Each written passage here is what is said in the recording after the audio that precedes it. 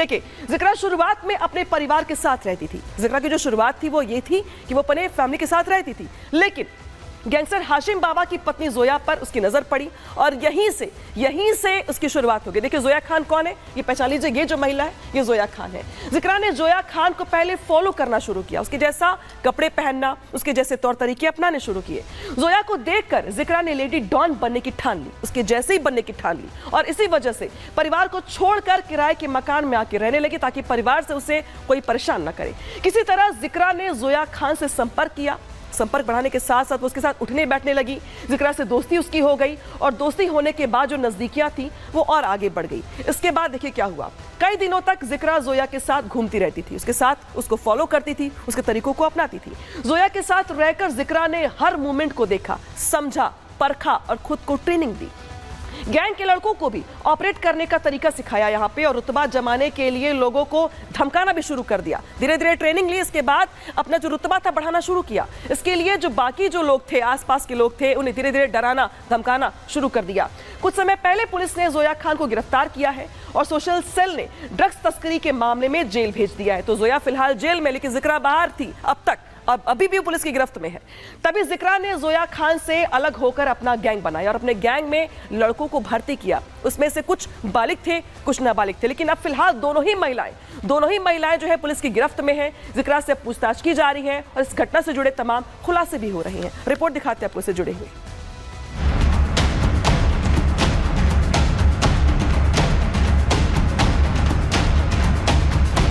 Lady don जिक्रा ने उगला, कुणाल की हत्या थी बदला। हाशिम बाबा की पत्नी पर भी थी नजर, जोया खान को देखकर चुनी क्राइम की डगर। सीलमपुर की लेडी डॉन के ये तेवर, ये ठसक, ये दबंगई, लोगों को धमकाने वाला अंदाज, हाथ में बंदूक ऐसे ही नहीं है। इसके पीछे जिक्रा का सोचा समझा प्लान है, जिसका अब परत दर परत खुलासा हो रहा है।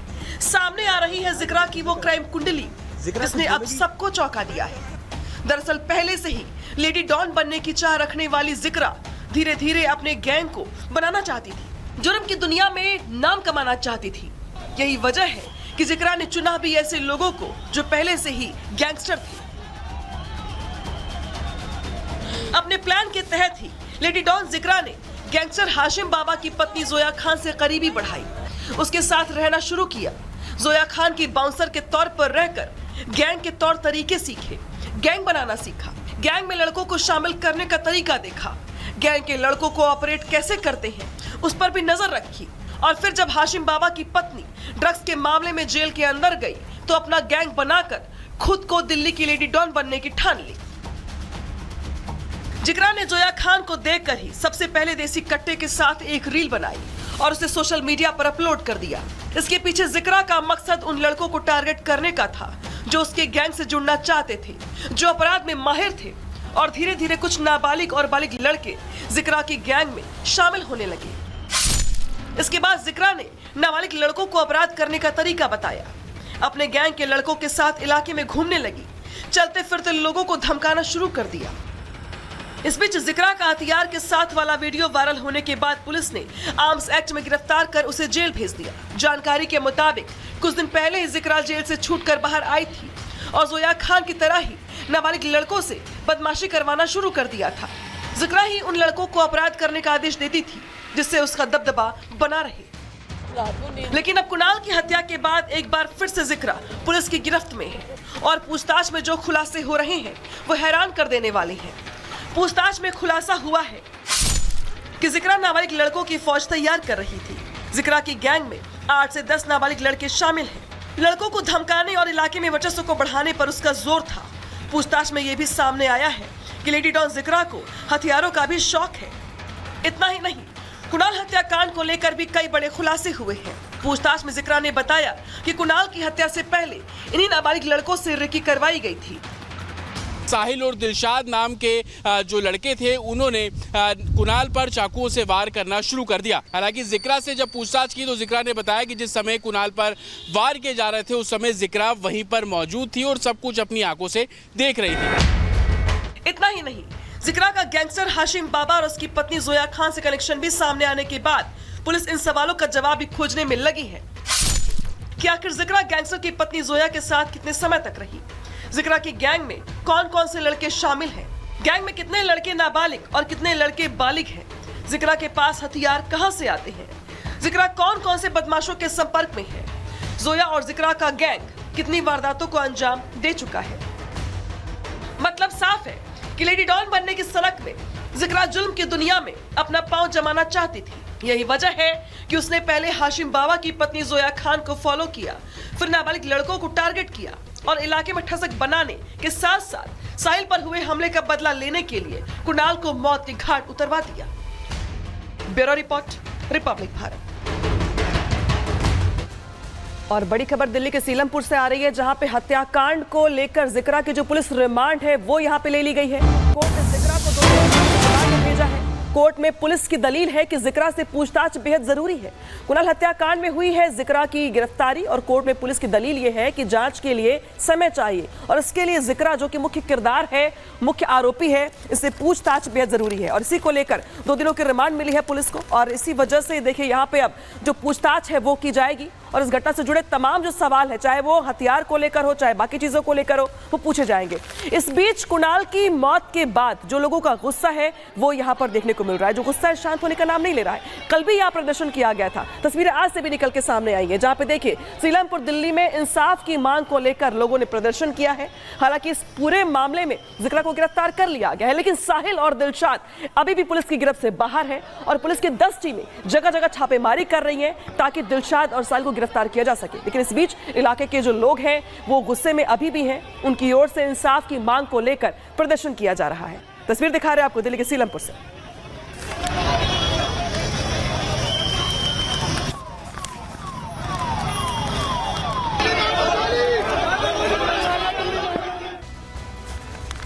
और अब बढ़ेंगे अगली खबर की ओर और बात करेंगे उत्तर प्रदेश की, जहां पे अखिलेश की नीति है सवर्ण वर्सेस दलित है। दरअसल ये पूरा का पूरा मामला आपको याद होगा, राणा सांगा को लेकर जिस तरीके से विवादित बयान दिया गया था अखिलेश यादव के सांसद की ओर से, उसके बाद सियासी घमासान मच गया। हालांकि इस घमासान के बीच आज अखिलेश यादव आगरा पहुंचे और रामजीलाल सुमन से उनके आवास पर जाकर मुलाकात की। कयास तो ये लगाए जा रहे थे कि अखिलेश यादव जब सांसद से मुलाकात करने जा रहे हैं तो वो यहाँ पे नसीहत देंगे और ये कहेंगे कि भाई ऐसे बयानों से बचिए, विवादित बयान मत दीजिए, ऐसे बयान जो है पार्टी को नुकसान पहुंचाएंगे। लेकिन इसका उल्टा हुआ। अखिलेश यादव जैसे ही पहुंचते हैं रामजीलाल सुमन के आवास पर, उनसे मुलाकात करते हैं, बंद कमरे में ये मुलाकात होती है। मुलाकात के बाद जब वो बाहर आते हैं तो बयान देते हैं और वो बयान अपने आप में जो है वो राजनीति से प्रेरित लगता है, क्योंकि उनकी ओर से पीडीए वाला राग अलापना शुरू हो जाता है। तस्वीर दिखाते हैं आपको तो उस वक्त की जब अखिलेश यादव आगरा पहुंचते हैं। जैसे अखिलेश यादव आगरा पहुंचते हैं और वैसे ही जो कार्यकर्ता होते हैं उनको घेर लेते हैं और उनका स्वागत किया जाता है। और जिस तरीके से राणा सांगा के ऊपर बयान देने के बाद से समाजवादी पार्टी के सांसद घिरे हुए थे, उसके बाद ये पहला मौका था जब अखिलेश यादव आगरा पहुंचे थे और आवास पर पहुंचे थे रामजीलाल सुमन के। मुलाकात हुई, बात हुई और बात होने के बाद अखिलेश यादव पहुंचे पत्रकारों के बीच में, जहां उनसे तमाम सवाल पूछे गए और सवाल पूछे गए राणा सांगा को लेकर दिए गए उनके सांसद के बयान को लेकर। लेकिन तस्वीर उस वक्त की है जब अखिलेश यादव पहुंचते हैं आगरा और आगरा पहुंच करके रामजीलाल सुमन से मुलाकात करते हैं। ये पहली मुलाकात है जब इस पूरे बयान की बात पहुंचे जब अखिलेश।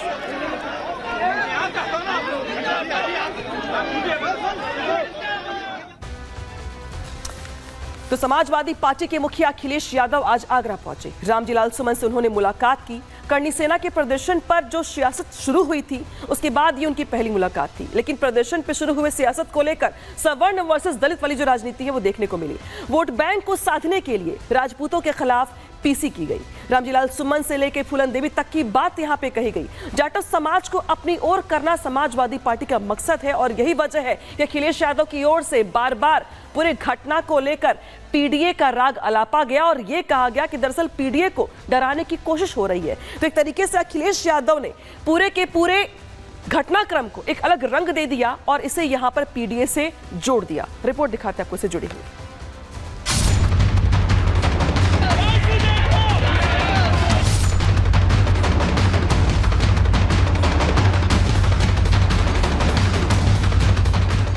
पीडीए के दम पर सपा ने लोकसभा चुनाव में अच्छा प्रदर्शन किया तो अवधेश प्रसाद पीडीए के पोस्टर बॉय बनकर उभरे और संसद से लेकर सड़क तक हर जगह अखिलेश के बगल में वही नजर आए। लेकिन मिल्कीपुर की हार और महाकुंभ में हिंदुओं की एकता ने एक बार फिर अखिलेश की चिंता बढ़ा दी। चिंता 2027 के चुनाव की, चिंता वोट बैंक की और चिंता पीडीए फॉर्मूले को बचाए रखने की। पीडीए की पिच पर अवधेश प्रसाद का दम कम हुआ तो अखिलेश ने रामजी लाल सुमन पर दांव लगाया और हिंदुओं को तोड़ने के लिए राष्ट्र के गौरव रहे राणा सांगा पर विवादित बयान दिलवाया। राणा सांगा का अपमान सपा की सियासी रणनीति का हिस्सा थी और इस बात की पुष्टि आज अखिलेश यादव के आगरा दौरे से हो गई। अखिलेश यादव आज आगरा पहुंचे, रामजी लाल सुमन को अपने बगल में बिठाया। ये तस्वीर ठीक वैसे ही थी जैसी संसद में अवधेश प्रसाद के साथ रहती थी। अखिलेश ने रामजी लाल सुमन को अपने बगल में बैठाकर सवर्ण वर्सेस दलित वाली राजनीति को हवा देना शुरू किया, लेकिन अखिलेश के बयानों में थोड़ा झोल नजर आया। जब तक उनके हाथ में सियासी स्क्रिप्ट नहीं थी तब तक उन्हें धमकाने वाला शख्स भोला भाला और गुमराह था, लेकिन जैसे ही उनके हाथ में स्क्रिप्ट आई तो वही भोला भाला धमकीबाज फूलन देवी की हत्या करने वाली मानसिकता से जुड़ गया। ये जो तलवारें लहराई जा रही थी, ये भोले सीधे साधे लोगों का फायदा उठा रहा था कोई, जिसने मुझे मारने का कहा कि मैं गोली मार दूंगा, वो बहुत ही गरीब भोला भाला सीधा इंसान है। इसी तरह बहुत सारे भोले भाले लोग आए थे, उन्हें कठपुतली की तरह इस्तेमाल किया जा रहा था। मुझे गोली मारने की धमकी मिल रही है, जैसे फूलन देवी जी को मारा जैसे वैसे तुम्हें मारेंगे। आखिरकार कौन है इनके पीछे? रामजी लाल सुमन ने बाबर का महिमा मंडन और राणा सांगा का अपमान सियासी फायदे के लिए किया था। सपा को यह अच्छी तरह से पता था कि राणा सांगा न सिर्फ देश का गौरव है बल्कि राजपूत समाज के लिए प्रेरणा का स्रोत भी है। ऐसे में हिंदुओं को जाति में बांटने के लिए ही सपा ने यह अपमान वाली सियासत को हवा दिया और आज रामजी लाल के साथ खड़े होकर दलित वोट बैंक को अपनी ओर करने की कोशिश हो रही है। जो आदरणीय सुमन जी के घर पे हमला हुआ है, ये कोई अचानक वाला नहीं था। आदरणीय सुमन जी के घर पर जो हुआ है हमला, बहुत सोच समझ करके हमला हुआ है। आगरा में अखिलेश यादव ने बांटने वाली राजनीति को हवा दी तो सीएम योगी ने सपा के प्लान की पोल खोल दी। समाजवादी पार्टी और कांग्रेस देश के अंदर और प्रदेश के अंदर जातीय संघर्ष नया प्रारंभ करने का प्रयास कर रही है और यह जातीय संघर्ष किस रूप में? आपने देखा होगा, समाजवादी पार्टी का एक विधायक महाराष्ट्र के अंदर छत्रपति शिवाजी महाराज का अपमान करता है और औरंगजेब का महिमा मंडन करता है।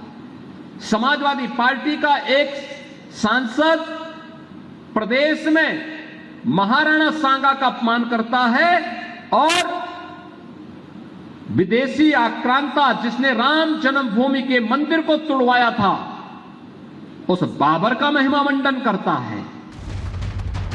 अखिलेश यादव महाकुंभ में हिंदू एकता को देखकर डरे हुए हैं। ऐसे में अगर उन्हें 27 का सत्ताधीश बनना है तो हिंदुओं को जातियों में बांटना ही होगा। इसी रणनीति के तहत अखिलेश रामजी लाल सुमन को खुला समर्थन दे रहे हैं। Bureau report, Republic Bharat.